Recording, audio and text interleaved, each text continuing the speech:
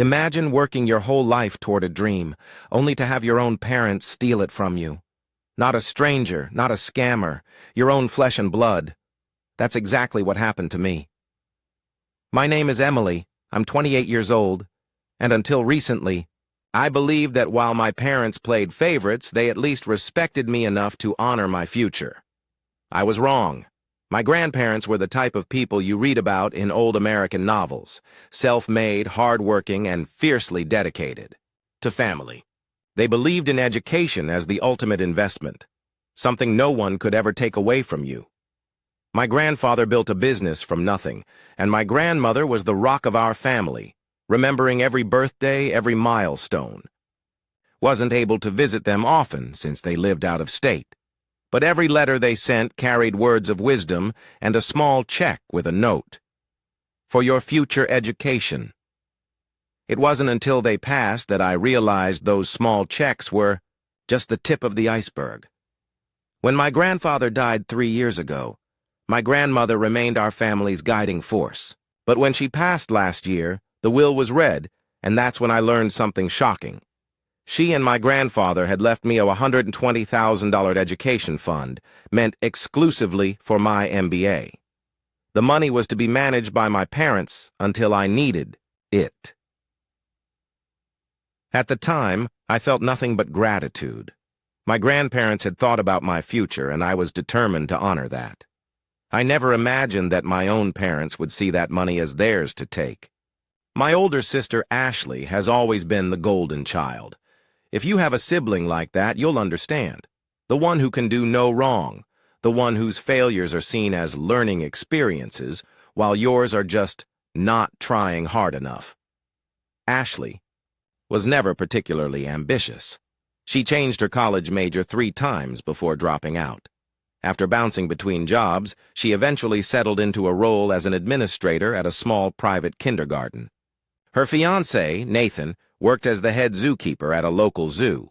Their combined income wasn't much, but that didn't stop them from obsessing over buying a house. Every family gathering turned into a discussion about the unfair housing market. My parents nodded sympathetically, reinforcing their belief that Ashley deserved a home. Meanwhile, I was excelling at my job. After graduating with honors, I landed a position at a prestigious company, climbing the corporate ladder to senior project manager, overseeing million-dollar accounts. My dream was to get an MBA from a top-tier university and advance into an executive role. I had worked hard, planned carefully, and when I finally started my MBA applications, I reached out to my parents about the education fund. The application fees alone were thousands of dollars, and I needed to confirm how much. Money was available? The first red flag? Their response. "Don't worry about it," my dad muttered, avoiding eye contact. "Just focus on your applications," my mom added quickly. "We'll talk when the time comes." And then, without missing a beat, they changed the subject to Ashley and Nathan's house hunting. A week later, I asked again, more directly this time. That's when they dropped the bomb. "We used the MBA money for Ashley," my mother said casually, as if she were commenting on the weather. "She and Nathan needed help with the down payment." I stared at her, waiting for the punchline. It never came. "She needed it right now," my dad added. "And it wouldn't be fair for you to get a free ride when Ashley had to take out student loans." My world tilted. "That money wasn't yours to take," I choked out. "It was for my education. Grandma and Grandpa made that clear," my mother shrugged. "You'll figure it out. You can take out loans like everyone else." I lost it. Years of being the afterthought, the responsible one, the one who never needed help, it all boiled over. I threatened legal action, to which they laughed. "With what money?" My father smirked. "You can't even afford a lawyer?" That was their fatal mistake. I wasn't as powerless as they thought. I confided in my boss, Mr. Thompson, who connected me with a top law firm. Then I called the one person in my family who had always seen through my parents' favoritism, Uncle Jake. He was furious. "They stole from their own daughter? That crosses every line. Don't worry about the legal fees. I'm handling everything." Within hours, he had a legal team and a forensic accountant tracking the money trail. What they found? My parents had been draining the education fund for months before I even asked. Not only that, but they had forged documents to make it seem like I had voluntarily given up the money for Ashley's house. It was outright fraud. The legal battle was swift and brutal. My parents' lawyer pleaded for a settlement. Uncle Jake's response? You will either return every penny plus penalties or face criminal charges. No negotiations. They lost their home. The house they inherited from my grandparents had to be sold to repay the stolen money. Ashley and Nathan's mortgage was revoked. Turns out banks don't like it when down payments come from stolen funds. Ashley lost her job. Her school board cited ethical concerns and fired her. Nathan was placed under investigation. His zoo employer reviewed his financial misconduct. And the best part?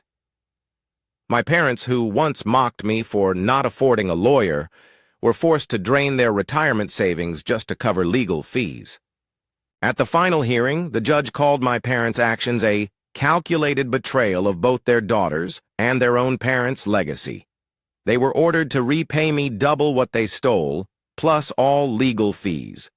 Today, my parents are social pariahs.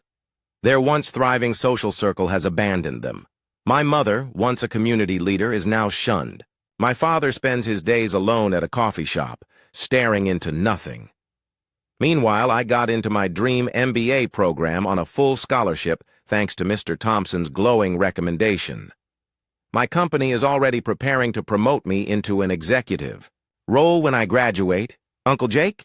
He's taken me under his wing, introducing me to powerful business connections. And Ashley? Nathan left her. Their dream home is gone, and so is their engagement. My grandmother once said, "Education is the one thing no one can ever take away from you." She was right. I appreciate everyone's support along this journey. I'm at peace knowing that justice has been done, even though I never wanted things to end this way. Thank you for watching. If you haven't subscribed yet, please do so, and hit the notification bell to stay updated with more shocking real-life stories happening around you.